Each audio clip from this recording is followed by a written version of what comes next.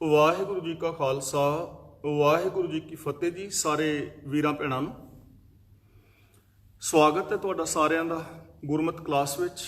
आप सब वीरां भैणां नूं जी आया आख्या जांदा है। जिवें कि आप जी नूं पता ही है, असीं सारे वीर भैणां मिल के जपजी साहिब जी दी विचार एक दूजे दे नाल साझी कर रहे हां और जीवन जुगत सिੱਖਣ दा यतन कर रहे हैं। कल तक असी 32 पौड़ियां दी विचार साझी कर चुके हैं। अज 33वीं पौड़ी दी विचार आप जी दे नाल साझी करांगे। जिवें कि आप सारिआं नूं पता ही है कि जपजी साहिब जी दे अंदर मनुख मात्र नूं एक गोल दिता गया है ते वो गोल है सचियार होण दा, कि हर मनुख सचियार किवें होवे। क्योंकि कूड़ करके झूठ करके साडी जिंदगी दीयां समस्यावां ने, साडियां आपसी दूरियां ने, समाजिक दूरियां ने, देशां दीयां दूरियां ने, परिवारां दे विच दूरियां वध रहीआं ने, मित्रां विच दूरियां वध रहीआं ने, ते रब दे नालों ते दूरी वध गई हुई है। सिर्फ कूड़ करके झूठ दी दीवार है। इस कूड़ दी दीवार नूं तोड़ के सचियार किवें होना है, मन बचन और कर्म करके सच्चे किवें होना है, ये मनुख दी समस्या है जां मनुख दा गोल है।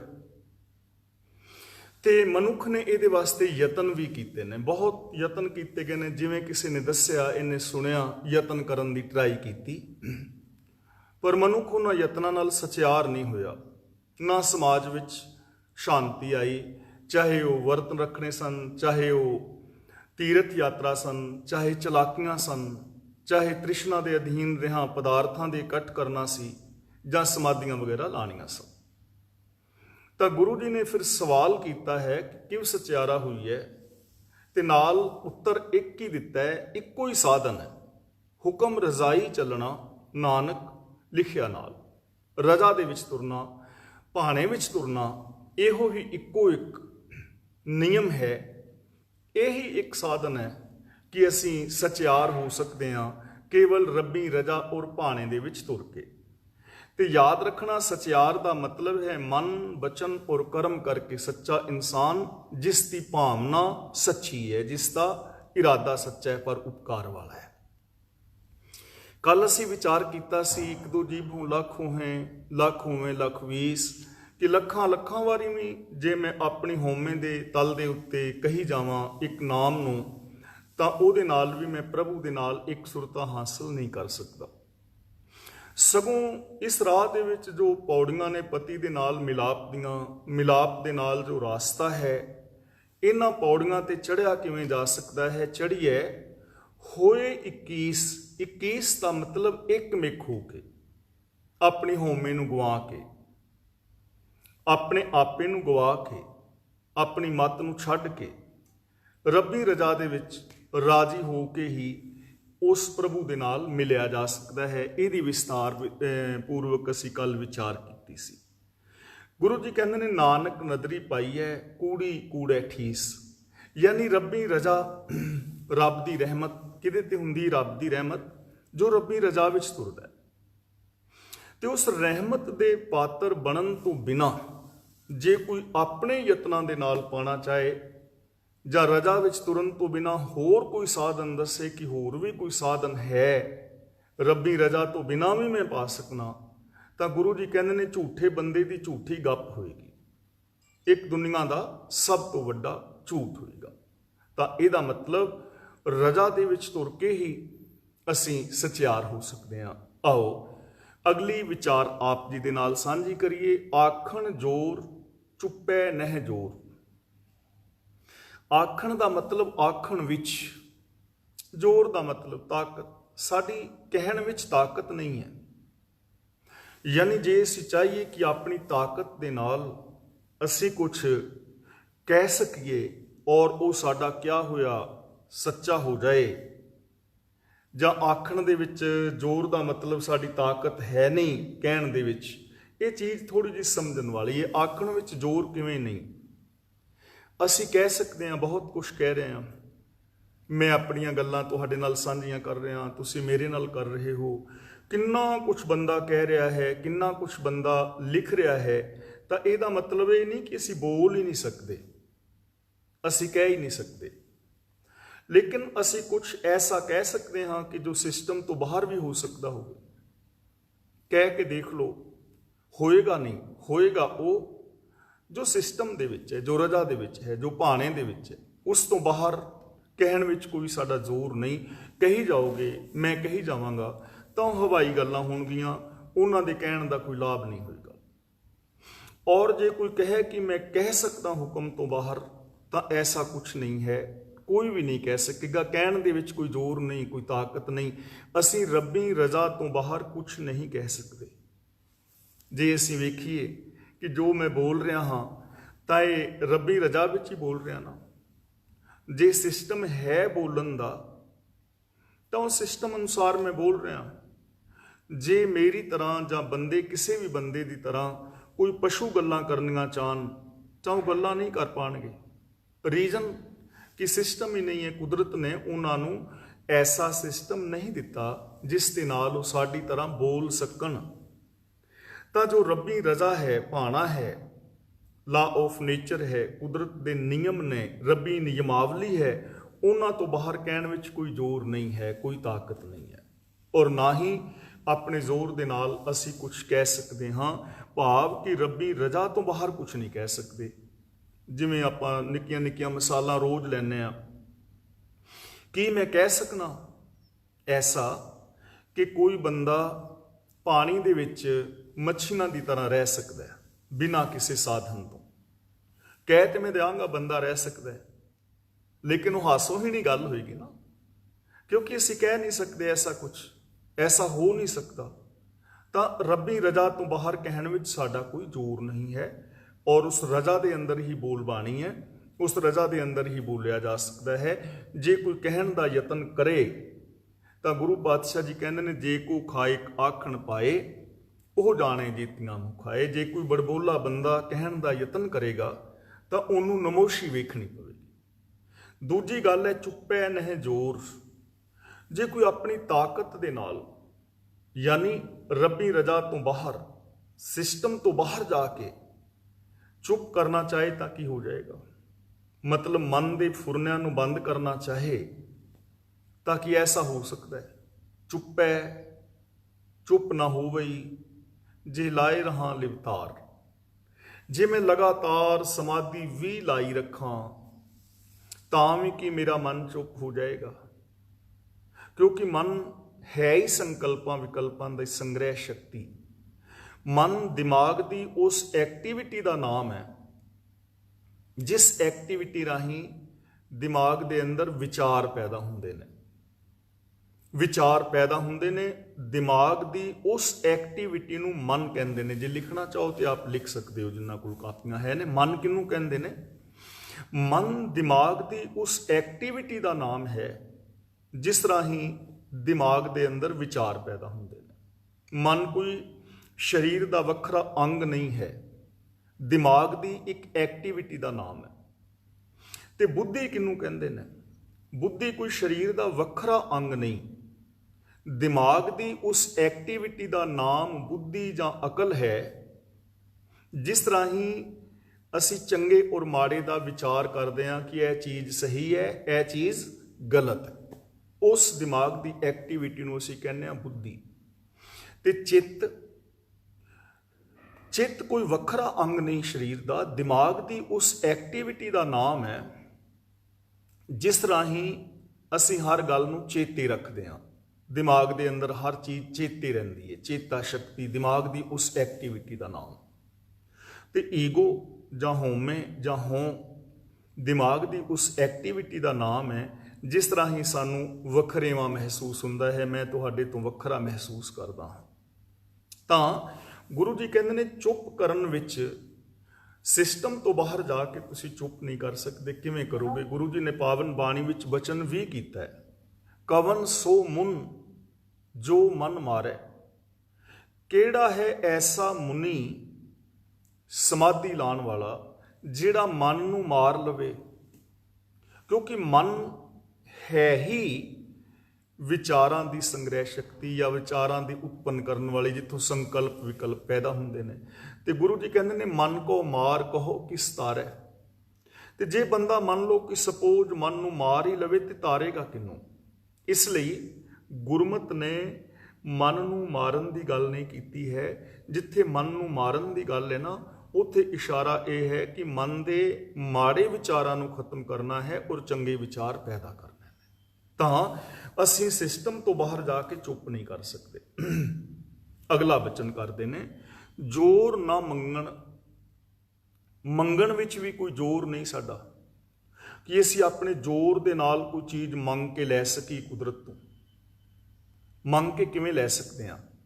ਜੇ ਮੈਂ ਇੱਥੇ ਬੈਠਾ ਮੰਗੀ ਜਾਵਾਂ ਕਿ ਮੈਨੂੰ ਇੱਕ ਕੋਠੀ ਚਾਹੀਦੀ ਹੈ, ਮੈਨੂੰ ਇੱਕ ਕੋਠੀ ਚਾਹੀਦੀ ਹੈ, ਮੈਂ ਕੋਠੀ ਮੰਗ ਰਿਹਾ, ਤਾਂ ਕਿ ਐਵੇਂ ਕੋਠੀ ਮਿਲ ਜਾਏਗੀ? ਜੇ ਮੈਂ ਇੱਥੇ ਬੈਠਾ ਮੰਗੀ ਜਾਵਾਂ ਕਿ ਮੈਂ ਇੰਜੀਨੀਅਰ ਬਣਨਾ ਹੈ, ਲੇਕਿਨ ਮੈਂ ਸਕੂਲ ਨਾ ਜਾਵਾਂ, ਕੁਛ ਵੀ ਪੜ੍ਹਾ ਨਾ, ਮੈਂ ਇੰਜੀਨੀਅਰ ਬਣਨਾ ਹੈ, ਇੰਜੀਨੀਅਰ ਬਣਨਾ ਹੈ, ਤੇ ਕੀ ਐਵੇਂ ਮੈਂ ਇੰਜੀਨੀਅਰ ਬਣ ਜਾਵਾਂਗਾ? ਮੰਗਣ ਵਿੱਚ ਜ਼ੋਰ ਨਹੀਂ ਹੈ। ਸਿਸਟਮ ਤੋਂ ਬਾਹਰ ਜਾ ਕੇ ਕੁਛ ਨਹੀਂ ਮੰਗਿਆ ਮਿਲਦਾ। ਮੰਗਣ ਵਿੱਚ ਜ਼ੋਰ ਨਹੀਂ, ਸਿਸਟਮ ਤੋਂ ਬਾਹਰ ਮੰਗਣ ਨਾਲ ਕੁਛ ਵੀ ਨਹੀਂ ਮਿਲੇਗਾ। ਰਿਕੁਆਇਰਮੈਂਟ ਪੂਰੀ ਕਰਨੀ ਪਵੇਗੀ, ਸਿਸਟਮ ਦੇ ਵਿੱਚ ਹੀ ਮਿਲੇਗਾ। ਹਾਂ, ਧਰਤੀ ਤੋਂ ਤੁਸੀਂ ਮੰਗ ਸਕਦੇ ਹੋ ਕਿ ਸਾਨੂੰ ਕਣਕ ਚਾਹੀਦੀ ਹੈ, ਲੇਕਿਨ ਮੰਗਣ ਨਾਲ ਨਹੀਂ। ਧਰਤੀ ਤੋਂ ਕਣਕ ਮਿਲ ਜਾਏਗੀ, ਪੈਲੀ ਵਾਓਗੇ, ਕਣਕ ਬੀਜੋਗੇ, ਰਿਕੁਆਇਰਮੈਂਟ ਪੂਰੀ ਕਰੋਗੇ, ਧਰਤੀ ਕਹੇਗੀ ਲੈ ਲੈ ਕਣਕ। ਤੁਸੀਂ ਇਸ ਧਰਤੀ ਤੋਂ ਤੇਲ ਮੰਗੋਗੇ, ਤੇਲ ਮਿਲ ਜਾਏਗਾ, ਲੇਕਿਨ ਜਿੱਥੇ ਤੇਲ ਹੈ ਉੱਥੇ ਉਹ ਖੂਹ ਵਗੈਰਾ ਲਗਾਓਗੇ, ਤੇਲ ਜਿਵੇਂ ਕੱਢਦੇ ਨੇ, ਉਹ ਸਿਸਟਮ ਦੇ ਨਾਲ ਤੇਲ ਕੱਢ ਸਕਦੇ ਹੋ। ਤੁਹਾਡੇ ਅੰਦਰ ਹਰ ਚੀਜ਼ ਮੌਜੂਦ ਹੈ, ਡਾਕਟਰ, ਇੰਜੀਨੀਅਰ, ਵਿਗਿਆਨਿਕ, ਮਨੋਵਿਗਿਆਨਿਕ। ਤੁਸੀਂ ਆਪਣੇ ਆਪ ਤੋਂ ਮੰਗ ਸਕਦੇ ਹੋ ਕਿ ਮੈਨੂੰ ਡਾਕਟਰੀ ਚਾਹੀਦੀ ਹੈ, ਮੈਂ ਡਾਕਟਰ ਬਣਨਾ ਚਾਹੁੰਦਾ ਹਾਂ, ਲੇਕਿਨ ਮੇਰੇ ਮੰਗਣ ਨਾਲ ਨਹੀਂ ਹੋਏਗਾ। ਰਿਕੁਆਇਰਮੈਂਟ ਪੂਰੀ ਕਰਨੀ ਪਵੇਗੀ, ਬਣ ਜਾਓ, ਯੂਜ਼ ਕਰੋ ਉਹਨਾਂ ਚੀਜ਼ਾਂ ਨੂੰ, ਉਸ ਰਿਕੁਆਇਰਮੈਂਟ ਨੂੰ ਪੂਰੀ ਕਰੋ। ਮੰਗਣ ਵਿੱਚ ਜ਼ੋਰ ਨਹੀਂ ਹੈ ਕਿ ਅਸੀਂ ਮੰਗ ਕੇ ਕਿਸੇ ਚੀਜ਼ ਨੂੰ ਤੇ ਸਿਸਟਮ ਨੂੰ ਬਦਲ ਦਈਏ ਨਾ। ਜਿਵੇਂ ਹੁਣ ਰਾਤ ਹੋ ਰਹੀ ਹੈ ਤੇ ਅਸੀਂ ਮੰਗੀ ਜਾਈਏ ਵੀ ਰੱਬਾ ਰਾਤ ਨਾ ਕਰੀ, ਰੱਬਾ ਦਿਨ ਚੜਾ, ਰੱਬਾ ਦਿਨ ਚੜਾ, ਤੇ ਕੀ ਮੰਗਣ ਦੇ ਨਾਲ ਇਹ ਸਿਸਟਮ ਬਦਲ ਜਾਏਗਾ? ਕੁਦਰਤ ਦੇ ਕਾਨੂੰਨ ਸਾਡੇ ਮੰਗਣ ਨਾਲ ਨਹੀਂ ਬਦਲਨੇ, ਬਿਲਕੁਲ ਵੀ ਨਹੀਂ। ਕਾਨੂੰਨਾਂ ਦੇ ਅੰਦਰ ਰਹਿਣਾ ਪਵੇਗਾ। ਤੇ ਜੇ ਕੋਈ ਕਹੇ ਕਿ ਮੈਂ ਮੰਗ ਕੇ ਕੁਦਰਤ ਦੇ ਕਾਨੂੰਨਾਂ ਤੋਂ ਉਲਟ ਜਾ ਸਕਦਾ ਹਾਂ, ਤਾਂ ਐਸਾ ਕੁਛ ਨਹੀਂ ਹੈ। ਜ਼ੋਰ ਨਾ ਮੰਗਣ, ਦੇਣ ਨਾ ਜ਼ੋਰ। ਦੇਣ ਵਿੱਚ ਵੀ ਕੋਈ ਜ਼ੋਰ ਨਹੀਂ ਹੈ। ਜ਼ੋਰ ਨਹੀਂ ਦਾ ਮਤਲਬ ਕਿ ਸਿਸਟਮ ਤੋਂ ਬਾਹਰ ਕੀ ਦੇ ਸਕਦੇ ਹੋ ਤੁਸੀਂ, ਜਾਂ ਮੈਂ ਕੀ ਦੇ ਸਕਦਾ ਹਾਂ। ਹੁਣ ਜੇ ਤੁਸੀਂ ਮੇਰੇ ਤੋਂ ਮੰਗੋ ਕਿ ਗਿਆਨੀ ਜੀ ਅਸੀਂ ਸਾਊਥ ਹਾਲ ਤੱਕ ਜਾਣਾ, ਸਾਨੂੰ ਆਪਣੀ ਕਾਰ ਦਿਓ। ਹੁਣ ਕਾਰ ਮੇਰੇ ਕੋਲ ਹੈ ਹੀ ਨਹੀਂ, ਕਿੱਥੋਂ ਦਿਆਂ? ਮੇਰੇ ਕੋਲ ਤੇ ਸਾਈਕਲ ਵੀ ਹੈ ਨਹੀਂ। ਹਾਂ, ਜੇ ਮੇਰੇ ਕੋਲ ਹੋਏ ਦੇ ਸਕਦਾ ਨਾ। ਤੇ ਜੇ ਤੁਸੀਂ ਮੰਗੀ ਜਾਓ ਤਾਂ ਜੇ ਮੈਂ ਦੇਣਾ ਚਾਹਾਂ ਤਾਂ ਮੈਂ ਆਪਣੇ ਜ਼ੋਰ ਨਾਲ ਕਾਰ ਕਿੱਥੋਂ ਦੇ ਦਾਂਗਾ? ਕਾਰ ਹੈ ਹੀ ਨਹੀਂ। ਦੇ ਮੈਂ ਉਹੀ ਚੀਜ਼ ਸਕਦਾ ਨਾ ਜੋ ਮੇਰੇ ਕੋਲ ਹੈ। ਦੂਜੀ ਗੱਲ ਇਹ ਹੈ ਕਿ ਜੇ ਮੈਂ ਕੁਛ ਚੀਜ਼ ਦੇ ਕੇ ਇਸ ਸਿਸਟਮ ਨੂੰ ਬਦਲਣਾ ਚਾਹਾਂ ਤਾਂ ਮੈਂ ਬਦਲ ਨਹੀਂ ਪਾਵਾਂਗਾ। ਮੈਂ ਰੱਬ ਨੂੰ ਕਹਾਂ ਕਿ ਰੱਬਾ ਮੈਂ ਤੈਨੂੰ 10, 20, 50 ਲੱਖ ਪਾਉਂਡ ਦੇ ਦਿੰਦਾ ਹਾਂ, ਤੇ 2 ਦਿਨ ਵਾਸਤੇ 48 ਘੰਟੇ ਵਾਸਤੇ ਸੂਰਜ ਨਾ ਚੜਾਈ। ਕੀ ਐਸਾ ਹੋ ਸਕਦਾ? ਮੈਂ ਕੁਛ ਚੀਜ਼ ਦੇ ਕੇ ਅਸੀਂ ਦੁਨੀਆ ਦਾ ਸਿਸਟਮ ਤੇ ਕਈ ਵਾਰੀ ਅਸੀਂ ਬਦਲ ਲੈਂਦੇ ਹਾਂ। ਰਿਸ਼ਵਤ ਦੇ ਕੇ ਬੰਦਾ ਕਿਤੋਂ ਛੁੱਟ ਜਾਂਦਾ ਹੈ, ਰਿਸ਼ਵਤ ਦੇ ਕੇ ਕਿਸੇ ਚੰਗੇ ਭਲੇ ਬੰਦੇ ਨੂੰ ਬੰਦਾ ਕੈਦ ਕਰਾ ਦਿੰਦਾ ਹੈ, ਜਾਂ ਗਲਤ ਬੰਦੇ ਨੂੰ ਰਿਸ਼ਵਤ ਦੇ ਕੇ ਛੁਡਾ ਲਈਦਾ ਹੈ। ਸਾਡੇ ਮਨੁੱਖਤਾ ਵਿੱਚ ਐਸਾ ਹੋ ਸਕਦਾ ਹੈ, ਪੋਸੀਬਿਲਿਟੀ ਹੈ। ਲੇਕਿਨ ਕੁਦਰਤ ਦੇ ਕਾਨੂੰਨ ਨੂੰ ਕੀ ਦੇ ਕੇ ਬਦਲਿਆ ਜਾ ਸਕਦਾ ਹੈ? ਜੇ ਤੁਸੀਂ ਕਹੋ ਕਿ ਅੱਜ ਮੈਂ 10 ਲੱਖ ਰੁਪਈਆ ਦੇ ਦਿੰਦਾ ਤੇ ਅੱਜ ਦਿਨ ਨਾ ਚੜੇ, ਐਸਾ ਕਦੇ ਨਹੀਂ ਹੋਣਾ। ਦੇਣ ਵਿੱਚ ਕੋਈ ਜ਼ੋਰ ਨਹੀਂ ਹੈ। ਜੇ ਕੋਈ ਬੰਦਾ ਕਵੇ ਕਿ ਦਾਨ ਕਰ ਕਰਕੇ ਮੈਂ ਰੱਬ ਦੀ ਪ੍ਰਾਪਤੀ ਕਰ ਲਵਾਂ, ਦਾਨ ਕਰ ਕਰਕੇ ਮੈਂ ਸਚਿਆਰ ਹੋ ਜਾਵਾਂ, ਤਾਂ ਐਸਾ ਕਦੇ ਹੋਣਾ ਨਹੀਂ। ਸਚਿਆਰ ਹੋਣ ਵਾਸਤੇ ਸਿਸਟਮ ਵਿੱਚ ਚੱਲਣਾ ਪਵੇਗਾ। ਦੇਣ ਵਿੱਚ ਵੀ ਕੋਈ ਜ਼ੋਰ ਨਹੀਂ। ਆਪਣੇ ਜ਼ੋਰ ਦੇ ਨਾਲ ਤੁਸੀਂ ਕੀ ਦੇ ਸਕਦੇ ਹੋ? ਆਪਣੇ ਜ਼ੋਰ ਦੇ ਨਾਲ ਤੁਸੀਂ ਕੀ ਲੈ ਸਕਦੇ ਹੋ? ਕੀ ਸਿਸਟਮ ਤੋਂ ਬਾਹਰ ਕੁਦਰਤ ਤੋਂ ਕੁਛ ਲਿਆ ਜਾ ਸਕਦਾ ਹੈ? ਜਾਂ ਕੁਝ ਦੇ ਕੇ ਕੁਦਰਤ ਦੇ ਸਿਸਟਮ ਨੂੰ ਬਦਲਿਆ ਜਾ ਸਕਦਾ ਹੈ, ਐਸਾ ਨਹੀਂ ਹੈ। ਜੋਰ ਨਾ ਜੀਵਨ ਮਰਨ ਨਹਿ ਜੋਰ, ਜੀਵਨ ਵਿੱਚ ਵੀ ਜ਼ੋਰ ਨਹੀਂ। ਯਾਨੀ ਜੇ ਕੋਈ ਸਿਸਟਮ ਤੋਂ ਬਾਹਰ ਜਾ ਕੇ ਜਿੰਦਾ ਰਹਿਣਾ ਚਾਹੇ ਤਾਂ ਕੀ ਕੋਈ ਜਿੰਦਾ ਰਹਿ ਸਕਦਾ ਹੈ?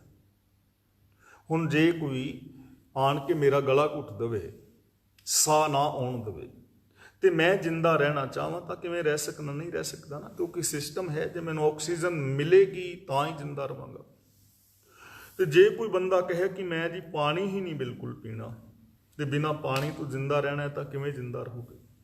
ਜੇ ਕੋਈ ਕਹੇ ਕਿ ਨਾ ਰੋਟੀ ਪਾਣੀ ਮੈਂ ਕੁਛ ਨਹੀਂ ਖਾਣਾ ਤੇ ਮੈਂ ਜਿੰਦਾ ਰਹਾਂ, ਤਾਂ ਨਹੀਂ ਰਹਿ ਸਕੇਗਾ ਨਾ। ਸਿਸਟਮ ਹੈ, 40-42 ਦਿਨ ਬਿਨਾਂ ਖਾਣ ਤੋਂ ਬੰਦਾ ਜਿੰਦਾ ਰਹਿ ਲੈਂਦਾ ਹੈ, 2 ਦਿਨ 3 ਦਿਨ ਪਾਣੀ ਤੋਂ ਬਿਨਾਂ ਹੋ ਸਕਦਾ ਜਿੰਦਾ ਰਹਿ ਲਵੇ, ਇਸ ਤੋਂ ਜ਼ਿਆਦਾ ਤਾਂ ਨਹੀਂ। ਤੇ ਸਵਾਸ ਲੈਣ ਤੋਂ ਬਿਨਾਂ ਜੇ ਕੋਈ ਚਾਹੇ ਕਿ ਮੈਂ ਸਵਾਸ ਵੀ ਨਹੀਂ ਲੈਣਾ ਤੇ ਮੈਂ ਜਿੰਦਾ ਰਵਾਂ, ਤਾਂ ਐਸਾ ਨਹੀਂ ਹੁੰਦਾ। ਸਿਸਟਮ ਤੋਂ ਬਾਹਰ ਅਸੀਂ ਜੀ ਨਹੀਂ ਸਕਦੇ। ਕਿਸੇ ਦੇ ਹੱਥ ਵਿੱਚ ਜ਼ੋਰ ਨਹੀਂ ਕਿ ਰੱਬੀ ਰਜ਼ਾ ਤੋਂ ਬਿਨਾਂ, ਕੁਦਰਤ ਦੇ ਨੇਮਾਂ ਤੋਂ ਬਾਹਰ ਕੋਈ ਜੀ ਸਕੇ, ਪਹਿਲੀ ਗੱਲ। ਦੂਜੀ ਗੱਲ ਹੈ ਆਤਮਿਕ ਜ਼ਿੰਦਗੀ।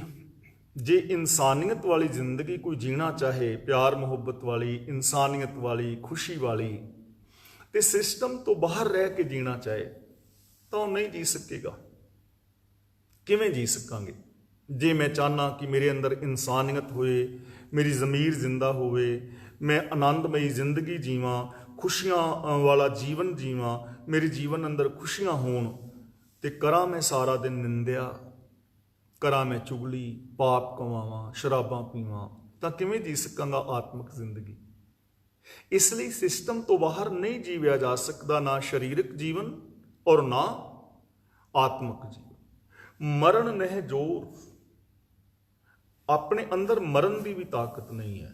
ਇਹਦਾ ਮਤਲਬ ਹੁਣ ਕਈ ਲੋਕ ਕਹਿ ਦੇਣਗੇ ਵੀ ਹੈ ਕਿਉਂ ਨਹੀਂ, ਅਸੀਂ ਤੇ ਬਿਜਲੀ ਨੂੰ ਹੱਥ ਲਾ ਲਾਂਗੇ ਮਰ ਜਾਵਾਂਗੇ। ਇੱਥੇ ਗੱਲ ਹੈ ਕਿ ਸਿਸਟਮ ਤੋਂ ਬਾਹਰ ਨਹੀਂ ਬੰਦਾ ਮਰ ਸਕਦਾ। ਮੌਤ ਦਾ ਵੀ ਇੱਕ ਸਿਸਟਮ ਹੈ ਨਾ। ਜੇ ਕੋਈ ਕਹੇ ਕਿ ਮੈਂ ਚੰਗਾ ਭਲਾ ਬੈਠਾ ਹਾਂ, ਸਵਾਸ ਵੀ ਆ ਰਿਹਾ ਹੈ, ਰੋਟੀ ਪਾਣੀ ਵੀ ਮਿਲ ਰਿਹਾ ਹੈ, ਤੇ ਮੈਂ ਇੱਥੇ ਬੈਠਾ ਬੈਠਾ ਮਰ ਜਾਵਾਂ, ਨਾ ਮੈਨੂੰ ਹਾਰਟ ਅਟੈਕ ਵੀ ਨਾ ਹੋਵੇ, ਕੋਈ ਸਰੀਰਕ ਰੋਗ ਨਾ ਹੋਵੇ, ਤੇ ਮੈਂ ਐਵੇਂ ਬੈਠਾ ਬੈਠਾ ਮਰ ਜਾਵਾਂ, ਐਵੇਂ ਥੋੜੀ ਮਰਿਆ ਜਾਏਗਾ। ਮਰਨ ਦਾ ਕੋਈ ਸਿਸਟਮ ਹੈ ਨਾ, ਕਿ ਸਾਡਾ ਇਹ ਸਿਸਟਮ ਫੇਲ ਹੋਏਗਾ, ਕਿਡਨੀਆਂ ਖਰਾਬ ਹੋ ਜਾਣ, ਕੰਮ ਕਰਨੋਂ ਹਟ ਜਾਣ, ਦਿਲ ਖਰਾਬ ਹੋ ਜਾਏ, ਫੇਫੜੇ ਖਰਾਬ ਹੋ ਜਾਣ, ਖਾਣ ਪੀਣ ਨੂੰ ਨਾ ਮਿਲੇ, ਸਵਾਸ ਨਾ ਆਵੇ, ਇਹ ਸਿਸਟਮ ਫੇਲ ਹੋਏਗਾ ਤਾਂ ਹੀ ਬੰਦਾ ਮਰੇਗਾ ਨਾ। ਮਰਨ ਦਾ ਵੀ ਇੱਕ ਸਿਸਟਮ ਹੈ, ਰਜ਼ਾ ਹੈ, ਭਾਣਾ ਹੈ, ਨਿਯਮ ਹੈ, ਨਿਯਮਾਵਲੀ ਹੈ। ਉਸ ਨਿਯਮਾਵਲੀ ਤੋਂ ਬਾਹਰ ਬੰਦਾ ਮਰ ਵੀ ਨਹੀਂ ਸਕਦਾ, ਨਾ ਮਰਨ ਵਿੱਚ ਜ਼ੋਰ ਹੈ। ਤੇ ਆਤਮਿਕ ਮੌਤ ਦਾ ਵੀ ਇਸੇ ਤਰ੍ਹਾਂ ਸਿਸਟਮ ਹੈ ਨਾ। ਜਿਹੜੇ ਬੰਦੇ ਕਾਮ ਕ੍ਰੋਧ ਆਦਿ ਕਮਾਉਂਦੇ ਨੇ, ਉਹ ਬੰਦੇ ਆਤਮਿਕ ਮੌਤ ਤੇ ਮਰ ਜਾਂਦੇ ਨੇ। ਤੇ ਜੇ ਕੋਈ ਬੰਦਾ ਚਾਹੇ ਕਿ ਉਹ ਸੱਚ ਨੂੰ ਵੀ ਅਪਣਾਈ ਰੱਖੇ, ਰੱਬੀ ਰਜ਼ਾ ਦੇ ਵਿੱਚ ਵੀ ਤੁਰਿਆ ਰਹੇ, ਕੋਈ ਪਾਪ ਵਿਕਾਰ ਨਾ ਕਮਾਏ, ਤੇ ਉਹ ਆਤਮਿਕ ਮੌਤ ਤੇ ਥੋੜਾ ਮਰੇਗਾ, ਉਹ ਤਾਂ ਜਿੰਦਾ ਰਹੇਗਾ, ਉਹ ਤਾਂ ਆਤਮਿਕ ਜ਼ਿੰਦਗੀ ਜੀਵੇਗਾ। ਇਸ ਲਈ ਜੀਵਨ ਔਰ ਮਰਨ ਇਹ ਸਭ ਰੱਬੀ ਰਜ਼ਾ ਦੇ ਅੰਦਰ ਨੇ, ਹੁਕਮ ਦੇ ਅੰਦਰ ਨੇ, ਹੁਕਮ ਤੋਂ ਬਾਹਰ ਕੁਛ ਨਹੀਂ ਹੈ। ਅਗਲਾ ਬਚਨ ਕਰਦੇ ਨੇ, ਜੋਰ ਨਾ ਰਾਜ ਮਾਲ ਮਨ ਸ਼ੋਰ। ਇਹਨੂੰ ਸ਼ੋਰ ਨਹੀਂ ਪੜਨਾ, ਇਹਨੂੰ ਸ਼ੋਰ ਪੜਨਾ ਹੈ। ਜੋਰ ਨਾ ਰਾਜ ਮਾਲ ਮਨ ਸ਼ੋਰ, ਮਨ ਦੇ ਨੰਨੇ ਨਾਲ ਸਿਹਾਰੀ ਹੈ, ਮਨ ਵਿੱਚ, ਮਾਲ ਵਿੱਚ, ਰਾਜ ਵਿੱਚ। ਰਾਜ ਮਾਲ ਵਿੱਚ ਜੋ ਰਾਜ ਹੈ ਜਾਂ ਧਨ ਦੌਲਤ ਹੈ, ਔਰ ਇਸ ਰਾਜ ਮਾਲ ਦੇ ਅੰਦਰ ਵੀ ਪਹਿਲੀ ਗੱਲ ਸਾਡਾ ਜ਼ੋਰ ਨਹੀਂ। ਸਿਸਟਮ ਤੋਂ ਬਾਹਰ ਨਾ ਤੇ ਰਾਜ ਮਿਲਦਾ ਨਾ ਹੀ ਧਨ ਦੌਲਤ ਮਿਲਦੀ ਹੈ।